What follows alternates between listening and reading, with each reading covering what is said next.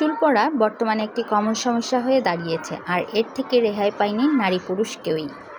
আর এই চুল পড়ার অন্যতম কারণ হলো মারাত্মক অসুখ বা টাইফয়েড, অতিরিক্ত ধাতু ক্ষয়, খুশকি, মাথার চর্মরোগ, অপুষ্টি।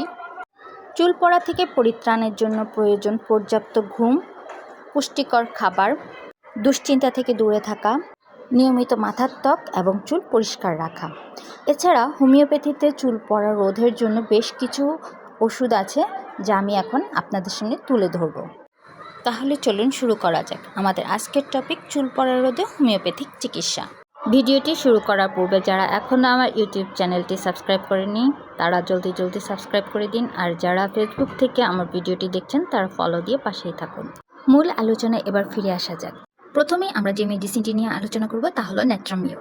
চুল উঠায় ন্যাট্রামিউরের যেসব প্রমিনেন্ট লক্ষণ আমরা দেখতে পাবো তা হলো চিরুনি ব্যবহার করার সময় এবং সামান্য টানলেই চুল উঠে যায়, মানসিক আঘাত, শোক, এনিমিয়া বা হরমোনের ভারসাম্যহীনতার কারণেও চুল উঠতে পারে, শরীরের দিক থেকে গরম ভাব বেশি, এইসব পেশেন্ট রোদ সহ্য করতে পারে না, নুন বা নোনতা জাতীয় খাবার বেশি পছন্দ করে এবং মুখ সবসময় তেলতেলে ভাব থাকে, তখন আমরা ন্যাট্রামিউরের কথা চিন্তা করব।